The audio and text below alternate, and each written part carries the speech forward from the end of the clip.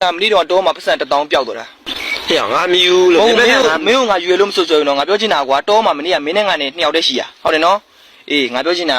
ဟဲ့မင်းပတ်စံငါမြူမဟုတ်ဘူးတိတယ်လို့မနေ့တော့နော်မင်းငါ့ကိုမနှစောသီးလာခေါ်တာငါကောင်းနဲ့တောသွားရအောင်ဆိုမှငါလည်းမသွားတယ်ပတ်စံလေးကပန်းနဲ့ငါအိတ်ထဲ1000နဲ့လေးမှာတောင်းလေးမှာမှင်စုံလေးနဲ့ထည့်ပြီးတော့အဲ့မှာတောမှာသွားတာတောမှာသွားတော့တောလေးရရောအဲ့မှာတော်လုံးမှာဘဒူးမှမရှိဘူးနော်ဟုတ်တယ်မလားဟဲ့ငါမြူမဟုတ်ဘူးခဏနေငါပြောတာမပြီးသေးဘူးအဲ့ဒီလေးရရောငါမှာပတ်စံလေးကိုငါမှအဲ့တဲ့ထည့်ပြီးတော့ငါမကလထိုင်မောတင်ထားပြီးမင်းရေးသွားပြန်ဖြတ်ပြီးမင်းကလေးပြီးတော့ဟောသားကြီးမင်းကလေးရောက်ပြီဆိုတော့ငါလည်းအဲ့မှာထသွားပြီပတ်စံလေးအဲ့ဒီအိတ်တဲ့ထည့်ပြီးဂန်းကမနဲ့ငါကလထိုင်မောတင်ထားခဲ့တာအဲ့ဒီပေါ်မှာမင်းထိုင်လာကွာမင်းနဲ့အဲ့ဒီအိတ်နဲ့2ယောက်တည်းရှိတာလို့မင်းနဲ့အဲ့ဒီအိတ်နဲ့2ယောက်တည်းရှိတာကွာအေးမဟုတ်ငါသိတယ်မင်းကငါဆွဲတာမဟုတ်ဘူးကွာငါပြောချင်တာကွာအဲ့မှာငါရေးဖြန်းပြီးတော့ငါပြန်လဲလာရောအဲ့ဒီကွာအဲ့ဒီအိတ်ထဲမှာ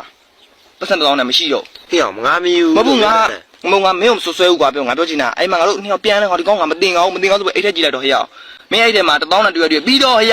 ဟွာနဲ့ရောက်မှင်စုံးလေးနဲ့ရောက်တောင်းအောင်မှင်စုံးလေးနဲ့ရောက်ငါမြူလို့အဲ့ဒါငါမေကလက်ဖက်ချောက်ဝယ်ခိုင်းတယ်ပတ်စံကြောက်စိုးကြီးလာမင်းနဲ့မင်းလက်ဖက်ချောက်ဝယ်ခိုင်းတယ်ဆိုလို့ရှိရင်ငါတို့အိမ်ထဲရောက်ငါသားမင်းလက်ဖက်ချောက်ပါလာလို့မေးပါပေါ့ဟိုကဘာမှလည်းမမေးဘူးကြုံငါမြူပြီးတော့မလဲနဲ့ရောက်အဲ့ကိစ္စနဲ့ပတ်သက်ပြီးတော့ငါစုံလုံးဒီမှာပြီးတော့ရောက်ရောက်နေရရော